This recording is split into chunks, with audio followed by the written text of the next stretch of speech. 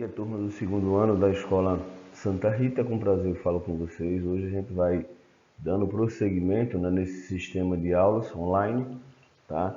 Espero que vocês tenham aí sanado as dúvidas de vocês nas aulas passadas e, é claro, se vocês tiverem dúvidas, sabe como a gente pode ter essas comunicações e, é claro, trocar informações e tirar todas essas dúvidas, tá certo? Professor Anderson Batalha de Geografia, hoje nós vamos dar continuidade aí ao G8 do livro de vocês, da página 41, do que fala sobre as grandes mudanças da geografia da indústria, ou a geografia das indústrias, né? Os processos das revoluções industriais, né? E aí nós vamos falar um pouco sobre a primeira e a segunda e a terceira revolução industrial. Claro que após o término da aula a gente vai passar aí um pequeno exercício aí, um trabalho avaliativo para vocês, tá bom? Vamos geografar com a gente? Pessoal, falar sobre a Revolução Industrial ou sobre as revoluções industriais, a gente não pode deixar de falar, claro, do início, a primeira Revolução Industrial, que acontece aí no século XVIII, na Inglaterra, né? E por que, professor, a Inglaterra sai na frente nesse contexto da Revolução Industrial? Simples, gente. A Europa, nesse século, ou até antes disso, já vivia um acúmulo de capital, um acúmulo de riquezas. Por que acúmulo de riquezas? Porque foram os países, né, os países europeus que lucraram muito, com a questão das novas colônias, das colonizações, né? Os investimentos dos burgueses naquela época, ou seja, dos comerciantes e bancários, em financiar as grandes navegações, fizeram com que essas regiões, esses países, tivessem um acúmulo de capital muito maior do que outros, né? Atrelado a isso, né, temos aí a matéria-prima primordial para essa primeira revolução industrial, que é o carvão mineral e o ferro, base, claro, com as grandes indústrias têxteis naquela época, tiram a questão da manufatura, ou seja, do trabalho artesanal, né? Muitos deles faziam os trabalhos em suas residências, quando não tinham condições de comprar os tecidos, então eles tinham as máquinas de tear em suas residências, então eles produziam, né, os tecidos através da manufatura, não só a questão do tecido, de vários outros trabalhos, né, de vários outros processos produtivos, né? E aí eles começam a embasar nesse contexto um sistema de organização. Porém, volto a dizer, está até aqui esses três aspectos, né, que eu deixei aqui para vocês, ó. Acúmulo de capital, carvão mineral e o ferro, que foi a matéria-prima. E por que esse acúmulo de capital na Inglaterra e nos países da Europa, né? Porque se deu a primeira revolução na Inglaterra, mas depois os países europeus eles seguiram nesse contexto também da industrialização, né? A partir desse século XVIII, que também se cria a partir daí o DIT, Distribuição Internacional do Trabalho, ou seja, um sistema também de organização das mudanças, né? Enriquecimento das metrópoles. Então, já se tinha aí uma questão de trabalho. Porém, observem uma coisa, nessa primeira revolução industrial, eles começam a organizar as fábricas. Por que, professor, as fábricas? Observem só, né? A construção dessas fábricas, ou seja, desses maquinários, né? A produção deixa de ser manufatura e passa a ser maquinofatura, né? Um processo ainda muito mais rápido, tá, na produção, um acúmulo muito maior de dinheiro. Eles precisavam de espaço, então surge aí as fábricas, né? Os grandes galpões para fazer as fábricas. E também nesse próprio contexto da primeira revolução industrial, nós vamos observar que eles começam essa organização aí produtiva e um acúmulo muito maior de dinheiro. Lembrando também que na Europa existia uma grande população, né, a grande população europeia, porque nesse século aí a gente sabe ainda que ainda há em outros países uma questão da colonização, né, das colônias que abasteciam aí as riquezas das metrópoles, que são metrópoles dos países desenvolvidos na atualidade, tá? Porém, com esse acúmulo muito grande de dinheiro, uma produção muito rápida nessa primeira revolução industrial, principalmente na questão têxtil, tá? Fizeram com que surgisse a segunda revolução industrial também nos países da Europa. Na Inglaterra, claro, porque você já tinha essa organização, até porque o processo de urbanização, as cidades crescendo, tá? Porém, não surgiu de vez na Inglaterra a segunda revolução industrial. Ela começa, né? Mas ela tem um impulso muito maior nos Estados Unidos. Por que, professor, nos Estados Unidos? Porque, infelizmente, né, nós temos um contexto histórico das duas guerras na Europa que praticamente embargou, atrasou, parou esse processo de industrialização, né?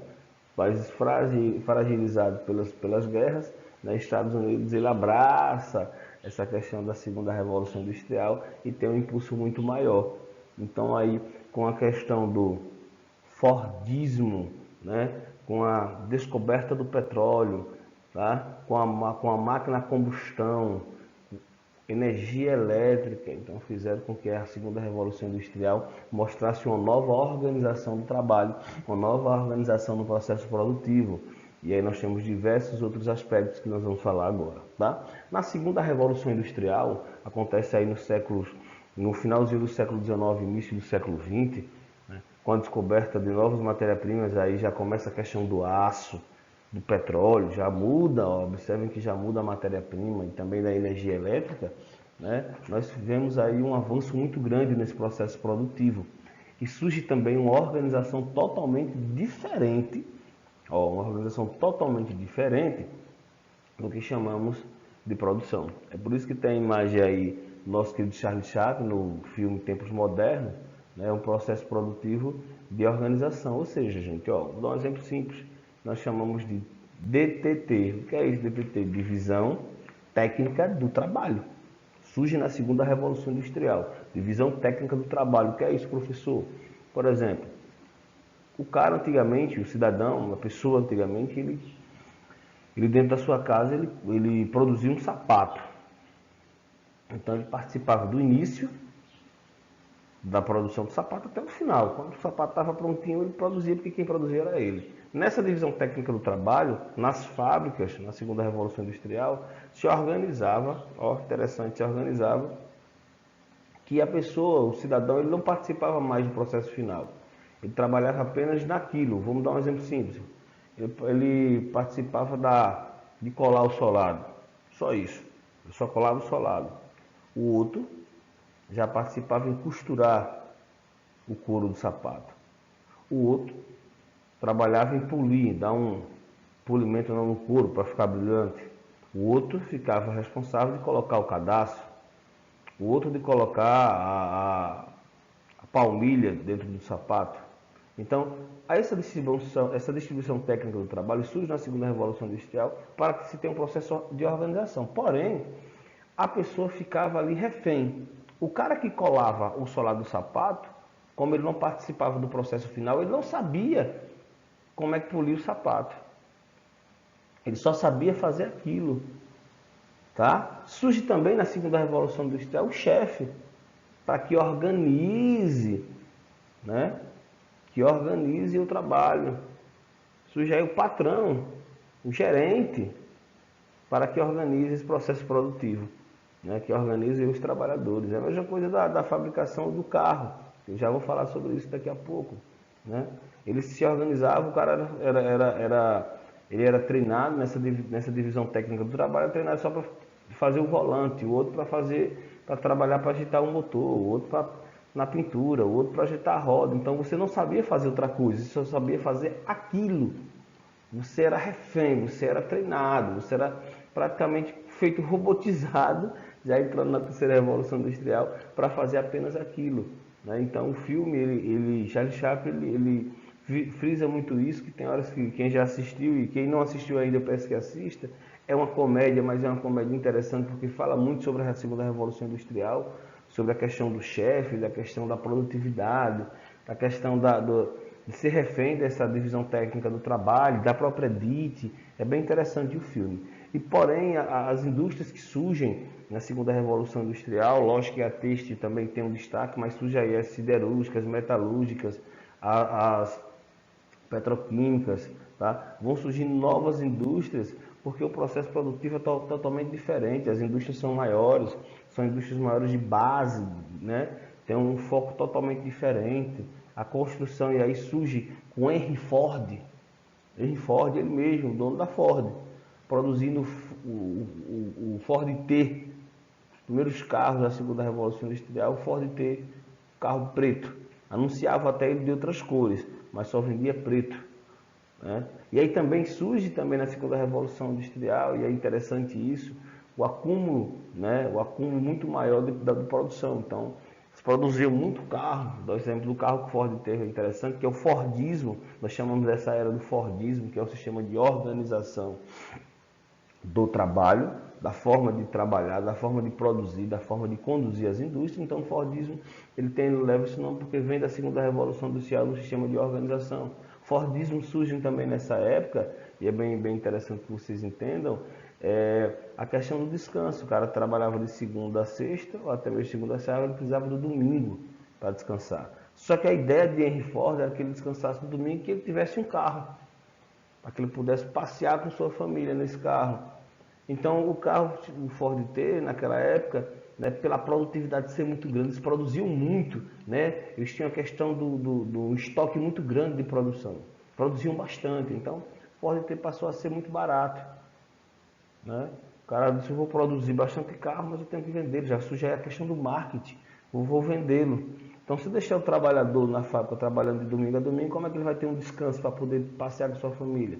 Como é que eu vou incentivar ele a comprar um carro? Então, o Ford T, ele surge nessa ideologia, né, o Fordismo, para que pudéssemos aí, né, ter esse sistema de organização. E também, já voltando um pouco atrás, sobre a primeira Revolução Industrial, que já tinha a questão do capitalismo comercial antes da primeira Revolução Industrial, que eu até esqueci de falar, mas estou falando agora, né, o capitalismo comercial, que era a questão aí das grandes navegações, a questão de procurar novos mercados consumidores, né? Porque a partir da primeira Revolução Industrial surge aí o capitalismo industrial, tá? Uma coisa mais maquinofatura, de acúmulo de dinheiro, né? Da produção também, do acúmulo de produção e, claro, do acúmulo de lucros, da lucratividade nesse sistema, tá certo? E aqui eu tenho uma imagem do Ford T, do nosso querido Ford T, né? E de Henry Ford, que surgiu naquela época, né? Com essa ideologia de organização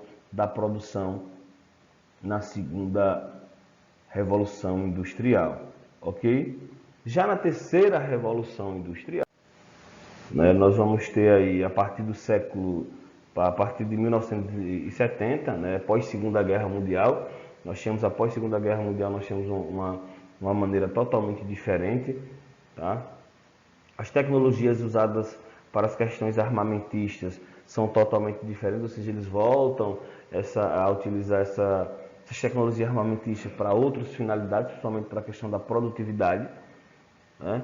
Surge aí, após a Segunda Guerra Mundial, após a Guerra Fria, nós sabemos que depois da Segunda Guerra Mundial, o mundo entra na bipolaridade, na Guerra Fria, entre países capitalistas e socialistas, que é uma corrida armamentista, mas também não deixa de ser uma corrida tecnológica, tá? E aí entra aí praticamente no século XXI, no século XXI, né, principalmente no Japão. O Japão sai na frente com essa questão da terceira revolução industrial, pela questão da robótica, das altas tecnologias, né, das altas mão de obras, como eu posso dizer, mão de obras qualificadas. Então, o Japão sai aí como a dona, né, como a patente da terceira revolução industrial, claro, ajudado pelos Estados Unidos. Nós sabemos que pós Segunda Guerra Mundial, né, o Japão ataca uma base militar dos Estados Unidos a Pearl Harbor, e, em consequência, em contra-ataque a isso, os Estados Unidos mandam 2 bombas nucleares, Hiroshima e Nagasaki, no Japão, que devasta todo aquele território. Porém, após essa guerra, após essas bombas, acabar o fim da Segunda Guerra Mundial, os Estados Unidos investem muito dinheiro para ajudar o Japão para se reerguer na sua infraestrutura pós-guerra, e aí o Japão ganha esse contexto. Porém, nós podemos chamar a terceira revolução industrial como meio técnico, científico e informacional, né? O nosso querido Milton Santos faz essa comparação, né? Faz esse aponte aí sobre a terceira revolução industrial, principalmente pelas questões técnicas mesmo, técnico, científico e informacional, porque aí dentro desse contexto há um aceleramento no processo produtivo, há um aceleramento também. E aí eu volto nas primeiras e segundas revoluções industriais, na máquina a vapor pelo carvão mineral, né? O trem chegava a apenas 16 km por hora, né? Não passava disso. Segunda revolução industrial, com a máquina a combustão, ou seja, a queima do petróleo. Há um aceleramento também no processo de transporte, que nós temos que entender também, amores da minha vida, tá? Que essas revoluções industriais, os meios de produtividade sendo mais rápido, eles precisavam também do escoamento também mais rápido da mercadoria, do produto. E esse escoamento muito mais rápido tinha que ter a questão dos transportes. Lembramos que na primeira Revolução Industrial, até mesmo antes dessa primeira Revolução Industrial, na questão do capitalismo comercial, o transporte era utilizado apenas pelas navegações. Né? Nós só tínhamos as navegações para fazer esse transporte. Na segunda Revolução Industrial, nós temos os trens. Por isso que as malhas, as maiores malhas ferroviárias do mundo estão na Europa ou nos países desenvolvidos. Por quê, professor? Porque tiveram um processo de industrialização muito cedo, e aí tiveram aí essa necessidade de transportar suas mercadorias, tá? Já em outros países como o Brasil, que a industrialização foi tardia, praticamente a partir de 1929, e aí nós temos uma pouca malha ferroviária, porque já quando já se tinha a segunda revolução industrial no mundo, nós ainda começávamos na primeira. A gente vai ver mais na frente, tá bom? Mas aí surge nessa terceira revolução industrial também esse meio técnico científico informacional. O escoamento de mercadoria é muito mais rápido, tá? As informações muito mais rápido, a questão da internet, a questão do computador, dos computadores, dos satélites, a televisão. Então, há um marketing totalmente diferente, uma organização do trabalho totalmente diferente, né? Surgindo também daí a robótica, né? A automatização dos meios produtivos, isso é interessante, né? A gente observa aí nessa imagem, todas as imagens, deixa claro, foi do Google, é claro, mas vendo aí essa imagem sendo robotizada dos carros, isso é importante porque o processo produtivo ficou muito mais rápido, tá? Não tinha mais essa questão de tanta gente no trabalho. Para quem está produzindo, isso é interessante, mas surge também nesse próprio contexto, né, um desemprego enorme no mundo, né? Um desemprego global, as pessoas sendo trocadas, a mão de obra das pessoas sendo trocada pela robótica, né? E aí também nesse mesmo termo, né, vão surgindo outros meios de organização, que eu até esqueci de falar, na primeira Revolução Industrial, mas eu volto já lá, é que nós temos aí a informatização, já falei sobre ela, nós temos no livro de vocês na página 43, estou até lendo aqui para vocês, para ajudar no nosso contexto. A produção de novas matérias-primas, né, como a cerâmica, né, e entre outros. Temos também a terceirização, vou falar sobre isso, e vou falar já sobre just time, e vou falar o que é isso. Gente, a terceirização surge por quê? A mesma coisa da DIT. O que é terceirizar? Né? O que é DIT? Vamos primeiro o que é DIT. Vamos relembrar. DIT, Distribuição Internacional do Trabalho. A terceirização é aquela mesma coisa que eu disse. Né? Na segunda Revolução Industrial, eu falei sobre a questão do sapato, sobre a distribuição técnica do trabalho. Esse DIT, novo DIT da terceira Revolução Industrial, eles procuraram as mãos de obras mais baratas, nos países mais populosos, estou falando de países subdesenvolvidos, matéria-prima, e dividiram a produção, a terceirização. Como assim, professor? Vou dar um exemplo. O nosso aparelho de telefone, por exemplo, o celular, ele não é produzido apenas em um país, ele é produzido em diversos países, barateando o custo da produtividade. Vamos supor, vou dar só esse exemplo. Supor que a bateria é produzida na Índia, tá? A placa-mãe é produzida nos Estados Unidos, o teclado é produzido na China, tá? O visor, a telazinha do celular é produzida no Japão, a câmera é produzida na Rússia. Então eles vão distribuir todo esse processo produtivo, né? Essa terceirização da produtividade, porque vai baratear o custo final do produto. Até porque quando vocês observem que nessas revoluções na Europa, nesses países mais desenvolvidos, né, a mão de obra ficou muito mais cara. Então eles tiveram que empurrar as indústrias pelo mundo, terceirizar a produtividade para baratear o custo da produtividade e lucrar muito mais no produto final. Então surge também aí esse próprio contexto, né? O just time, é isso que eu coloquei aqui, pós-Fordismo, surge o toyotismo, sim, a toyotismo no Japão, porque não existia mais essa questão de produzir e deixar lá guardado. Ele só produzia aquilo que era de extrema necessidade, que ia sair rápido. Eles não queriam mais a produtividade em grande escala para se deixar acumulado esses produtos. Não, vamos produzir o que é de necessidade de ser produzido e o restante a gente deixa aí. Tá? A gente não vai deixar mais restante, a gente vai deixar produzir aquilo que é de necessidade. Eita, o país X quer tantos, um exemplo, quer tantos carros, então vamos produzir 100 carros que ele só quer os 100. Não existia mais o acúmulo, né? Acabou fecharam praticamente os almoxerifados, aqueles grandes almoxerifados, que era uma das filosofias do Fordismo. O Toyotismo ele queria totalmente diferente. Tá? A produtividade é regulada a partir de tarefas diárias, não é mais aquela questão de deixar lá acumulado como era a questão do Ford T, né? No Fordismo, que acaba aí, né, pós-Fordismo, na terceira revolução industrial, surgindo o Toyotismo. E o Justtime é justamente isso. Na geografia, a nova geografia das indústrias, chegou ao interior da fábrica, eu vou até ler para vocês, onde as diferentes etapas de produção, desde a entrega das matérias-primas até a saída do produto, tá? São realizadas agora de forma combinada entre fornecedores e compradores, sem a rigidez do Fordismo, ou seja, eles compram até a matéria-prima conforme eles necessitam, não deixam mais acumulados, ou seja, não gastam, não correm o risco de terem um acúmulo de mercadoria de produtos sem que ninguém possa comprar. Tá? Essas foram as três principais que a gente vai ver mais na frente, a questão dos países industrializados, tá certo? Gente, por aqui é só. Aqui está surgindo a nova quarta revolução industrial, que eu já digo que a gente já está vivendo ela, né? Quarta revolução industrial, novas tecnologias, novos avanços tecnológicos, e aí use a imaginação onde nós vamos chegar, tá bom? Desde já agradeço a todos, fiquem com Deus, espero que tenham gostado. Quem puder e quiser dar um like para ajudar no canal da gente, né? Ficaria agradecido. Até a próxima aula. Muito obrigado, gente. Fui.